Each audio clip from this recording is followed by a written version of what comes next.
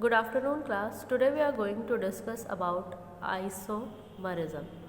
Students, in your offline classes we are discussing about isomerism. So similarly in the online classes isomerism topic will be there. Students, अगर हम बात करें isomerism की, so basically जब हमने बात की ऑर्गेनिक कंपाउंड्स की, so they are millions of organic compounds, then there is a necessity of classifying them. तब हमने देखा कि कैसे ऑर्गेनिक कंपाउंड्स को हमने क्लासीफाई किया इनटू एलिफेटिक, या जिसे आप कहते हैं open chain compounds, open chain compounds, and the second was cyclic, that is closed chain compound. जो ब्रॉडर क्लासिफिकेशन थी उसमें हमने ऑर्गेनिक कंपाउंड्स को इस वे में समझा.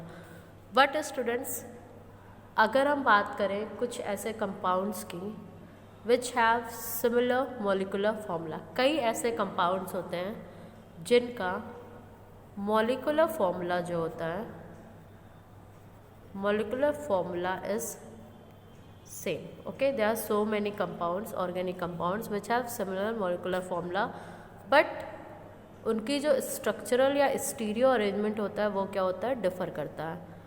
तो इसी के लिए कॉन्सेप्ट आया आइसोमरिज्म का.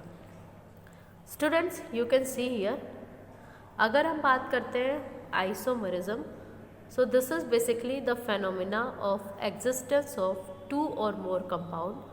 ये फेनोमिना है कि ऐसे दो या दो से ज़्यादा कंपाउंड की एग्जिस्टेंस जिनका सेम मॉलिक्यूलर फॉर्मूला है बट प्रॉपर्टीज़ क्या है, डिफरेंट है. ठीक है, उसे हम क्या कहते हैं, आइसोमरिज्म. एंड ऐसे जो कंपाउंड्स होते हैं उन्हें हम क्या कहते हैं, आइसोमर.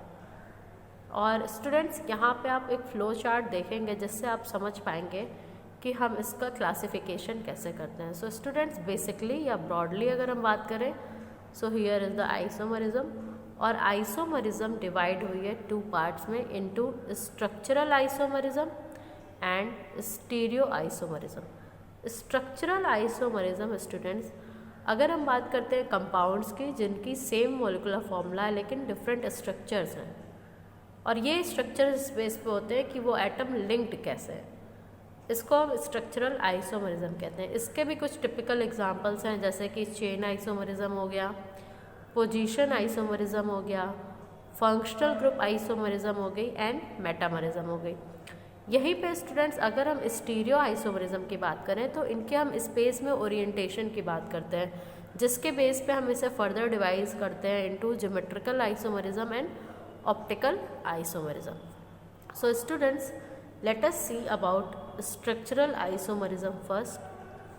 तो अगर हम स्ट्रक्चरल आइसोमरिज्म की बात करें, और हमने देखा भी कि ऐसे कंपाउंड, ये दो या दो से ज़्यादा कंपाउंड जिनके कि सेम मॉलिक्यूलर फॉर्मूला है लेकिन उनकी प्रॉपर्टीज़ क्या हो रही है, डिफर कर रही है. और एक और चीज़, उनके स्ट्रक्चर में डिफरेंस आ रहा है. ठीक है, किस मैनर में, जो एटम लिंक्ड है उस मैनर में, और इस बेस पे ये फर्दर डिवाइडेड है into chain, position and functional group and metamerism.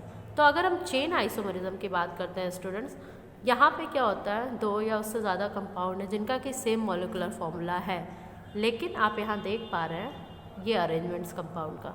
हमने एक कंपाउंड लिया है, नॉर्मल कंपाउंड, जिसका कि मॉलिक्यूलर फॉर्मूला है C5H12.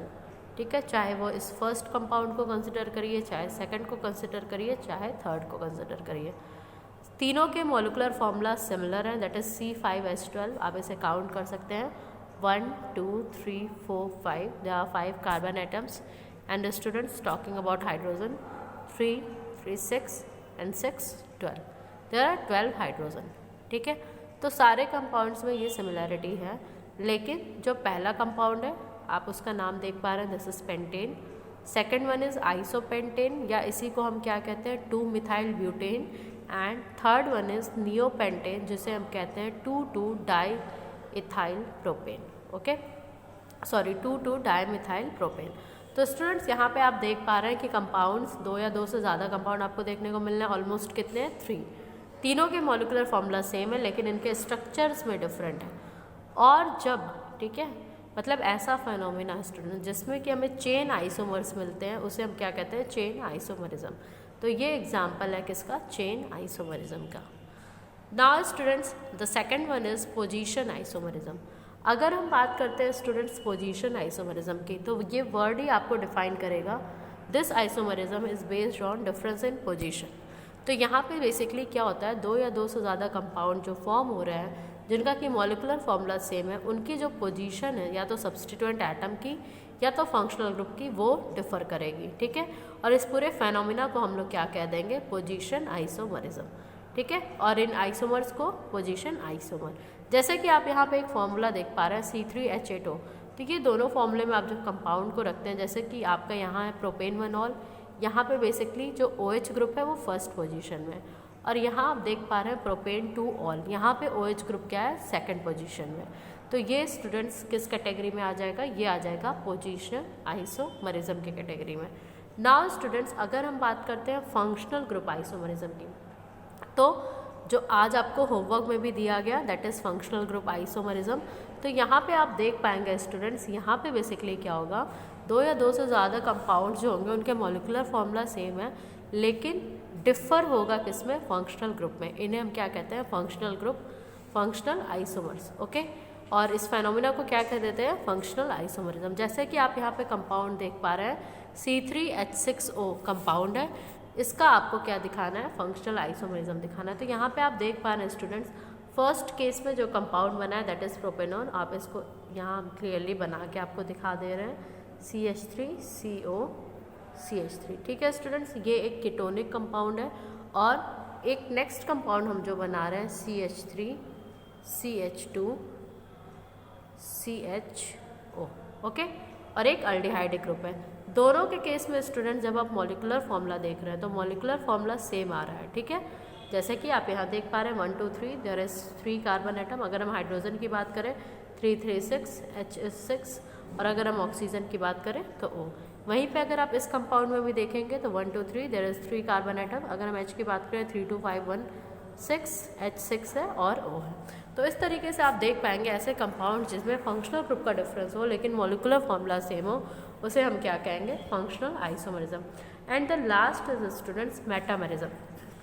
तो स्टूडेंट्स मेटामरिज्म क्या होता है, ये अराइज होता है due to different alkyl chain on either side of functional group. तो फंक्शनल ग्रुप के दोनों साइड, ठीक है, अगर जो अल्किल ग्रुप है वो चेंज हो जा रहा है उसे हम क्या कहते हैं, मेटामरिज्म। जैसे कि अगर आप एग्जांपल ही देख पा रहे हैं कि C4H10O एक कंपाउंड है, ठीक है।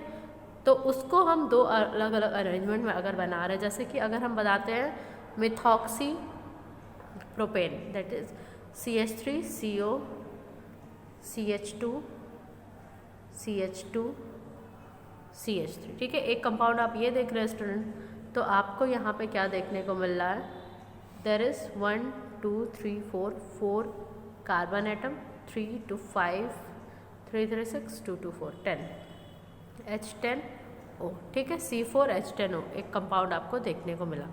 फर्स्ट केस में यहाँ पे आपको क्या दिख रहा है कि अगर हमने इसे पेरेंट माना है, ठीक है, स्केलेटन मान रहे हैं, तो इधर आपका मिथॉक्सी ग्रुप है, इधर आपका क्या है, प्रोपेन है। सिमिलरली स्टूडेंट्स अगर हम दूसरा कंपाउंड बना देते हैं दैट इज CH3CH2O CH2CH2, ठीक है। यहाँ पे हमने क्या कर दिया, दोनों तरफ सिमिलर ग्रुप अटैच करा दिया। अगेन अगर आप इसका मॉलिकुलर फॉर्मूला देखेंगे so here 1 2 3 and 4 carbon atoms are there for hydrogen, 3 3 6 2 2 4, तो 6 4 10 C4H10O, ठीक है। यहाँ पे भी कंपाउंड का मॉलिकुलर फॉर्मूला सेम है, लेकिन कंपाउंड के इधर और इधर क्या है, अल्किल ग्रुप का डिफरेंस आ रहा है दोनों कंपैरेटिव स्ट्रक्चर में। पहले में एक साइड आपका मिथॉक्सी था, दूसरे में आपका एथॉक्सी है।